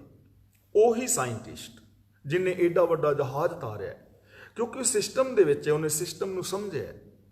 ਤੇ ਨਿੱਕਾ ਜਿਹਾ ਕਿੱਲ ਨਹੀਂ ਤਰੇਗਾ, ਨਿੱਕਾ ਆਲ ਪਿਨ ਵੀ ਨਹੀਂ ਤਰ ਸਕਣਾ, ਕਿਉਂਕਿ ਸਿਸਟਮ ਹੈ ਨਾ ਕਿ ਜਿੰਨਾ ਕਿਸੇ ਚੀਜ਼ ਦਾ ਵੇਟ ਹੈ ਉਹਦੇ ਨਾਲੋਂ ਜ਼ਿਆਦਾ ਪਾਣੀ ਜਦੋਂ ਪਾਸੇ ਕਰ ਦੇਵੇਗਾ ਤੇ ਉਹ ਚੀਜ਼ ਤਰੇਗੀ। ਹੁਣ ਨਿੱਕਾ ਜਿਹਾ ਪਿੰਨ ਨਹੀਂ ਕਰ ਸਕਦਾ ਤੇ ਉਹ ਡੁੱਬ ਜਾਏਗਾ। ਗੁਰੂ ਜੀ ਕਹਿੰਦੇ ਨੇ ਜਿਸ ਹੱਥ ਜ਼ੋਰ ਕਰ ਵੇਖੇ ਸੋਏ, ਜਿਹਦੇ ਹੱਥ ਵਿੱਚ ਜ਼ੋਰ ਹੈ ਉਹ ਕਰਕੇ ਵੇਖ ਲਓ। ਜੇ ਬੰਦੇ ਦੀਆਂ ਦੋਵੇਂ ਕਿਡਨੀਆਂ ਕੱਢ ਦਿੱਤੀਆਂ ਜਾਣ ਤੇ ਬੰਦਾ ਜੀ ਲਵੇਗਾ, ਬੰਦੇ ਦਾ ਦਿਲ ਕੱਢ ਦਿੱਤਾ ਜਾਏ ਤੇ ਬੰਦਾ ਜੀ ਲਵੇਗਾ ਨਹੀਂ ਨਾ। ਤੇ ਜੇ ਕੋਈ ਕਵੇ ਤੇ ਗੁਰੂ ਜੀ ਕਹਿੰਦੇ ਨੇ ਕਰਕੇ ਵੇਖ ਲਓ। ਹੁਣ ਸਾਨੂੰ ਕਰਾਮਾਤੀ ਸਾਖੀਆਂ ਸੁਣਾਈਆਂ ਜਾਂਦੀਆਂ ਨਾ ਬਾਬਿਆਂ ਦੀਆਂ, ਉਹਨੇ ਇਹ ਕਰ ਦਿੱਤਾ, ਉਹਨੇ ਉਹ ਕਰ ਦਿੱਤਾ। ਉਦੋਂ ਅੱਜ ਕਿਉਂ ਨਹੀਂ ਵਾਪਰ ਰਹੀਆਂ? ਅੱਜ ਕਿਉਂ ਨਹੀਂ ਵਾਪਰਦੀਆਂ? ਕਿਉਂਕਿ ਅੱਜ ਕੱਲ੍ਹ ਕੈਮਰੇ ਆ ਗਏ ਨਾ, ਹੁਣ ਕੈਮਰੇ ਵਿੱਚ ਚੀਜ਼ਾਂ ਕੈਦ ਹੋ ਜਾਂਦੀਆਂ ਨੇ। ਸਿਰੜੀ ਵਾਲਾ ਬਾਬਾ ਸੀ ਨਾ, ਉਤੋਂ ਕਹਿੰਦਾ ਸੀ ਲੇਟਾਂ ਦੇ ਵਿੱਚੋਂ ਸੁਆਹ ਕੱਢ ਦਿੰਦਾ ਸੀ, ਪ੍ਰਸ਼ਾਦ ਕੱਢ ਦਿੰਦਾ ਸੀ ਜਾਂ ਕਈ ਕੁਛ, ਤੇ ਉਹ ਕੈਮਰੇ ਦੇ ਵਿੱਚ ਕੈਦ ਹੋ ਗਿਆ, ਉਹਦੀਆਂ ਚਲਾਕੀਆਂ ਫੜੀਆਂ ਗਈਆਂ। ਤਾਂ ਇਸ ਕਰਕੇ ਗੁਰੂ ਜੀ ਕਹਿੰਦੇ ਨੇ ਸਿਸਟਮ ਤੋਂ ਬਾਹਰ ਕੁਝ ਨਹੀਂ ਹੋ ਸਕਦਾ। ਹਾਂ, ਸਿਸਟਮ ਨੂੰ ਫੋਲੋ ਕਰਕੇ ਤੁਸੀਂ ਬਹੁਤ ਕੁਝ ਕਰ ਸਕਦੇ ਹੋ। ਰੱਬੀ ਰਜ਼ਾ ਦੇ ਮੁਤਾਬਕ ਚੱਲ ਕੇ ਜ਼ਿੰਦਗੀ ਨੂੰ ਜਿੰਨਾ ਮਰਜ਼ੀ ਮਹਾਨ ਹੋ ਸਕਦੇ ਹੋ। ਤੁਸੀਂ ਸਿਸਟਮ ਮੁਤਾਬਕ ਚੱਲ ਕੇ ਸਚਿਆਰ ਹੋ ਸਕਦੇ ਹੋ, ਰੱਬ ਵਰਗੇ ਹੋ ਸਕਦੇ ਹੋ। ਤੂੰ ਕਰਤਾ ਸਚਿਆਰ ਮਹਿੰਦਾ ਸਾਈਂ। ਤੇ ਗੁਰੂ ਜੀ ਕਹਿੰਦੇ ਨੇ ਸਚਿਆਰ ਬਣੋ, ਰੱਬ ਵਰਗੇ ਹੋਵੋ, ਮਹਾਨ ਹੋਵੋ। ਤੇ ਉਹਦੇ ਵਾਸਤੇ ਨੇਮ ਕੀ ਹੈ? ਹੁਕਮ ਰਜ਼ਾਈ ਚੱਲਣਾ।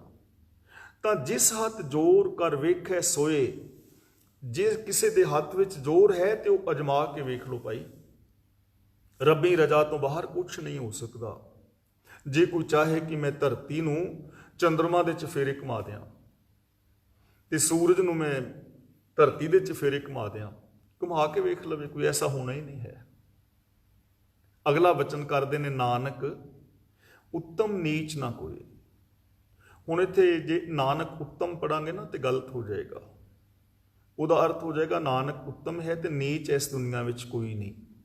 ਪਰ ਉੱਤਮ ਔਰ ਨੀਚ ਦੇ ਮੰਮੇ ਔਰ ਚੱਚੇ ਥੱਲੇ ਔਂਕੜ ਹੈ। ਇਹ ਇੱਕ ਵਚਨ ਦੀ ਗੱਲ ਹੈ, ਮੇਲ ਜੈਂਡਰ ਨੇ, ਔਰ ਇੱਕ ਵਚਨ ਦੀ ਗੱਲ ਹੈ, ਸਿੰਗੂਲਰ ਸ਼ਬਦ ਨੇ ਦੋਵੇਂ। ਨਾਨਕ ਤੇ ਰੁਕ ਜਾਣਾ ਹੈ ਨਾਨਕ।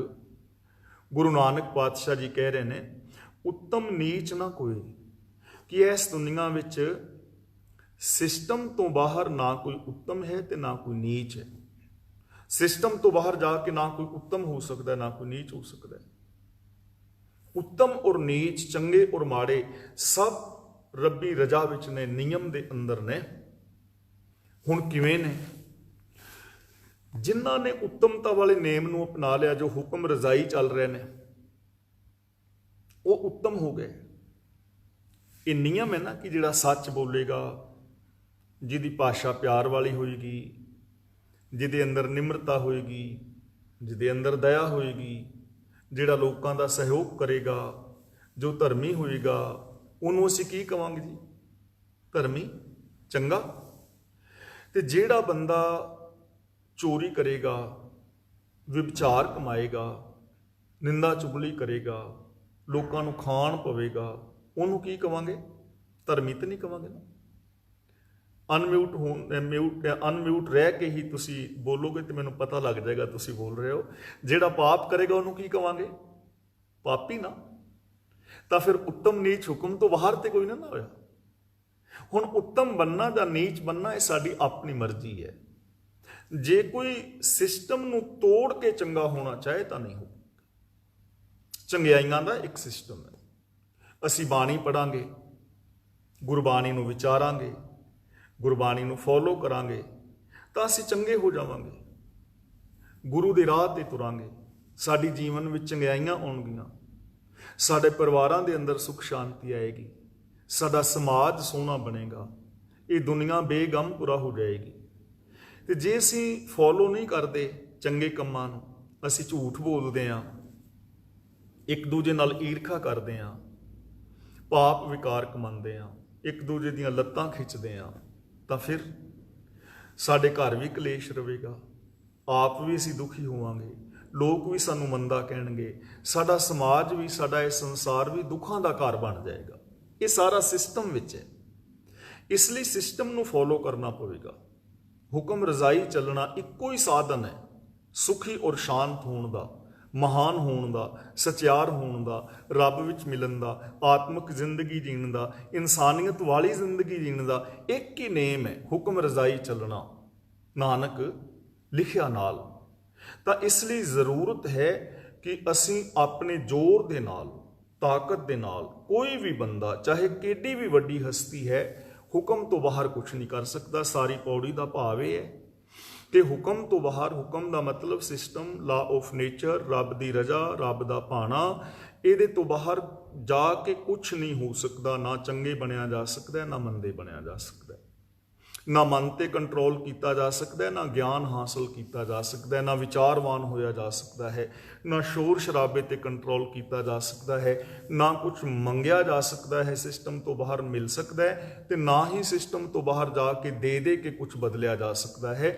ਨਾ ਤੇ ਮਨ ਦੀ ਸ਼ਾਂਤੀ ਸਿਸਟਮ ਤੋਂ ਬਾਹਰ ਮਿਲਦੀ ਹੈ, ਔਰ ਨਾ ਕੁਝ ਬੋਲ ਕੇ ਉਹਦਾ ਅੰਤ ਪਾਇਆ ਜਾਂਦਾ ਹੈ, ਨਾ ਬੋਲ ਕੇ ਹੀ ਕੁਝ ਸ਼ਾਂਤੀ ਸਾਨੂੰ ਮਿਲ ਸਕਦੀ ਹੈ।